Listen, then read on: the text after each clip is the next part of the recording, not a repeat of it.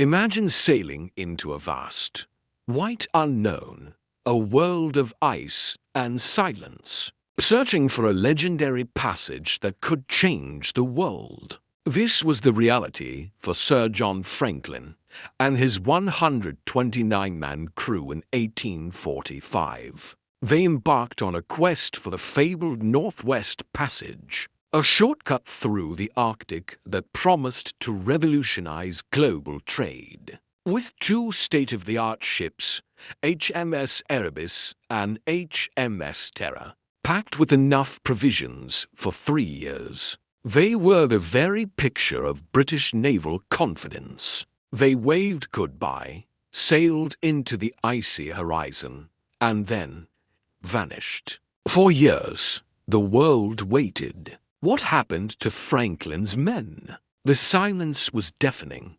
sparking one of the greatest maritime mysteries in history. Today, we're diving deep beneath the ice to uncover the chilling truth of this doomed voyage. The disappearance of 129 men on board two of the most advanced ships of their time triggered a massive, decades-long search. Lady Jane Franklin, Sir John's determined wife, fueled the public's fascination and pressured the Admiralty to send rescue missions. Ship after ship sailed into the Arctic, but they found only tantalizing, horrifying fragments of the story. A scattered trail of abandoned equipment, makeshift camps, and graves began to appear along the desolate shores of King William Island. But the most crucial clues didn't come from the British search parties. They came from the people who have called the Arctic home for millennia, the Inuit. For years, Inuit hunters shared stories with European explorers. They spoke of seeing desperate, starving men, kablunas, dragging heavy sleds southward. They described ships trapped in the ice and pointed to the exact areas where they had seen them.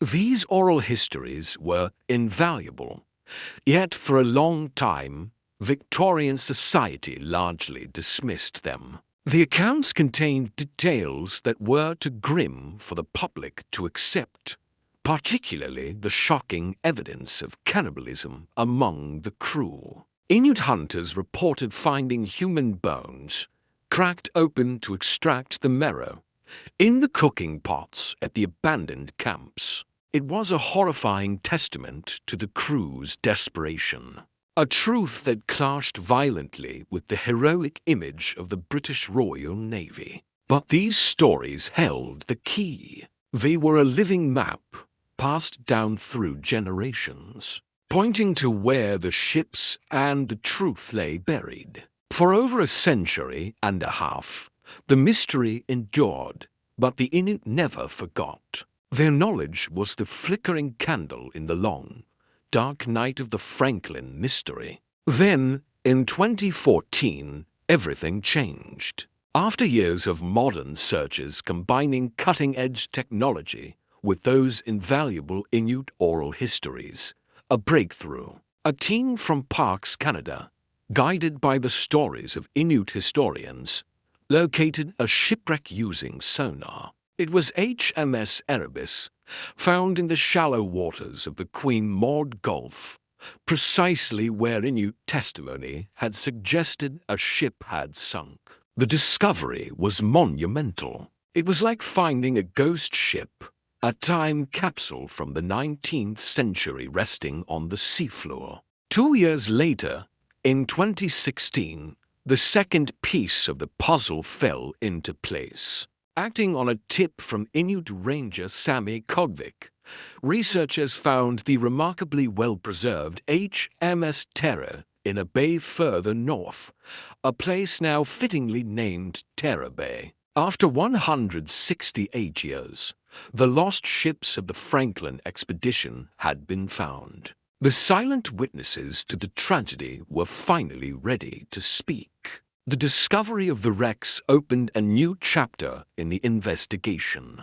Marine archaeologists could now explore these submerged worlds, frozen in time. What they've found is incredible. Plates still neatly stacked in cupboards, scientific instruments lying ready for use, and officers' cabins filled with personal belongings. These artifacts paint a vivid picture of life aboard the vessels right before disaster struck.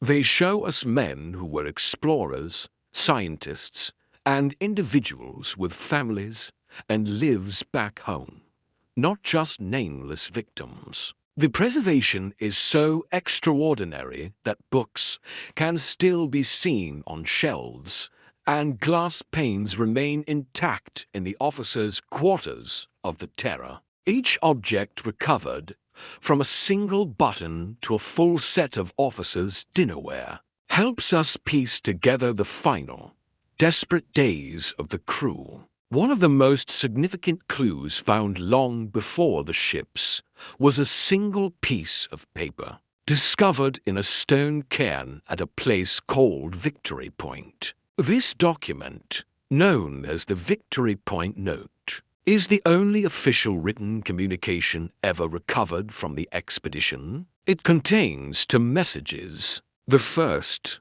written in May 1847, is cheerful. It states that the ships had wintered successfully and that all well. But scribbled in the margins is a second, terrifying update from almost a year later, dated April 25, 1848. It records that the Erebus and Terror had been trapped in the ice for a year and a half. It chillingly reports that Sir John Franklin had died on June 11, 1847. The note states that the 105 survivors, under the command of Captain Francis Crozier, had abandoned the ships and were setting out on foot for the Bacchus Fish River on the mainland. It was a desperate gamble, a death march into the Arctic wilderness from which none would return. So what ultimately sealed their fate?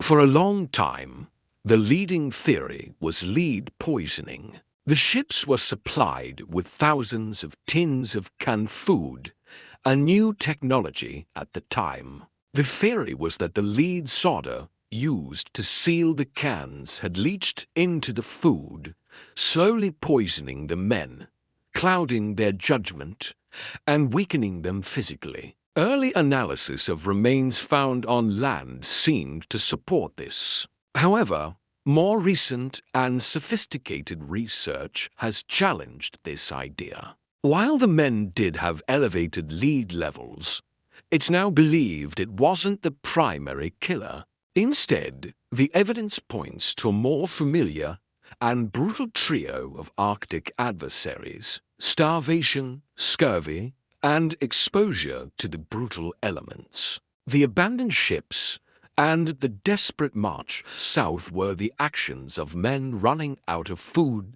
and succumbing to the unforgiving environment. The lead poisoning may have weakened them, but it was the Arctic itself that delivered the final blow. The story of the Franklin expedition is a chilling reminder of the limits of technology and ambition in the face of nature's power. They had the best ships and equipment of their day, but they were unprepared for the multi-year ice that could trap even the strongest vessels. Their failure had a profound impact. It highlighted the immense dangers of Arctic exploration and underscored the importance of local knowledge. The very people who were initially dismissed the Inuit held the answers all along. Their detailed oral traditions were not myths. They were accurate historical records that ultimately led to the discovery of the ships.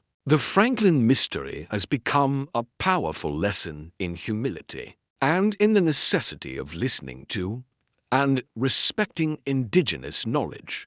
Today, the work continues, but it's a race against time. Climate change is warming the Arctic at an alarming rate. The same ice that preserved the Erebus and Terror for over 170 years is now melting, and the warmer, more turbulent waters threaten to accelerate the decay of these priceless historical sites. Archaeologists and Inuit guardians are working together to study and protect the wrecks, recovering artifacts and digitally documenting them before they are lost forever. The story of the Franklin expedition is no longer just a mystery of the past. It's an urgent mission of preservation in the present. It connects a 19th century tragedy to the 21st century challenge of a changing planet, reminding us that history, both human and environmental, is always unfolding. The Franklin expedition began as a quest for a passage through the ice, but became a story of being consumed by it. It's a tale of ambition, of tragedy, and of an enduring mystery that captured the world's imagination for nearly 2 centuries. Thanks to modern technology and the timeless wisdom of the Inuit people, the secrets of this frozen voyage are finally surfacing from beneath the ice. The voices of the lost crew, silent for so long, can now be heard through the artifacts they left behind, telling a story of courage, desperation, and the unforgiving, magnificent power of the Arctic. Thank you so much for joining us on this journey into the past. If you found this story as fascinating as we do, please hit that like button and subscribe for more dives into history's greatest mysteries. See you next time.